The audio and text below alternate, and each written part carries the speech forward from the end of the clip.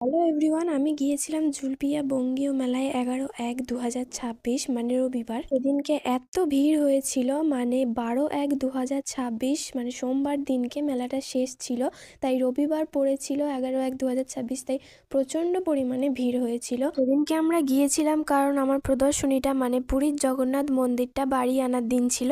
দেখো এখানে ছিল কত রকমের প্রদর্শনী, মানে কত রকমের ছবি, হাতের কাজ, আর এইদিকে ছিল ফল, সবজি, উলের কাজ, মানে সোয়েটার টোয়েটার আরও অনেক কিছু।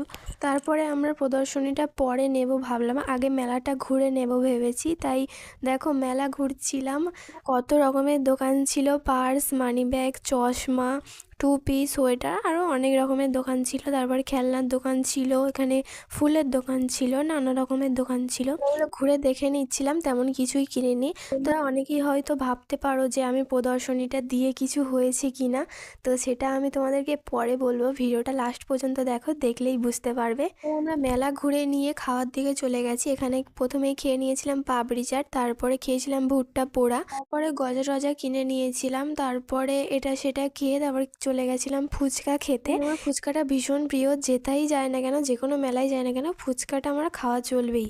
তারপরে চলে গেছিলাম কারেন্টের দোলা চড়তে। তো কারেন্টের দোলায় উঠে সত্যি বিশ্বাস করো আমার কোনো ভয় লাগে না, আমি চড়ে চড়ে মানে অভ্যাস হয়ে গেছে। কিন্তু আমি যাকে নিয়ে উঠেছিলাম তার এতটাই ভয় লাগছিল, সে শুধু চুপ করে চোখ বন্ধ করে বসেছিল। আর দেখো মেলাটার ভিউটা কিন্তু উপর থেকে দারুণ দেখতে লাগছিল।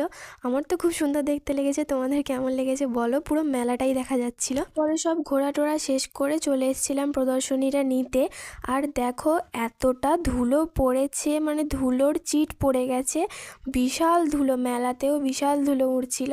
এটা আমার আবার খাটতে হবে, পরিষ্কার করতে হবে। পরে এগুলোকে নিয়ে সেদিন তো আমরা বাড়ি চলে এসেছিলাম, কিন্তু তার পরের দিনই 12/1/2026 সেদিনকে আবার আমরা মেলায় গিয়েছি, কারণ তোমাদেরকে এতক্ষণ সারপ্রাইজ রেখেছিলাম যে কিছু হয়েছে কিনা। গাইজ, আমি পুরী জগন্নাথ মন্দিরটা দিয়ে ফার্স্ট হয়েছি। আমি কোনোদিন ভাবতেই পারিনি যে আমি ফার্স্ট হব এত প্রদর্শনীর মধ্যে। তো আবার তোমাদেরকে দেখিয়ে দিচ্ছি প্রদর্শনীগুলো। এত প্রদর্শনীর মধ্যে যে আমাকে প্রথম বেছে নিয়েছে, আমি ভীষণ খুশি হয়েছি। আর এখানে আমার হাতে পুরস্কারটা তুলে দেওয়া হচ্ছিল, তো তোমরা তখন সেখানে কে কে ছিলে অবশ্যই কমেন্টে জানাবে। আমি জানি আমার ভিডিওটা পোস্ট করতে অনেকটা দেরি হয়ে গেছে, তার জন্য সরি। সত্যি কথা বলতে আমি কোনোদিন ভাবতেই পারিনি যে আমার কাজগুলো এত সম্মান পাবে। আর হ্যাঁ, আমি কিন্তু কি গিফট পেয়েছি সেটা অবশ্যই তোমাদের সাথে শেয়ার করব। তো আজকের ভিডিওটা এই পর্যন্তই।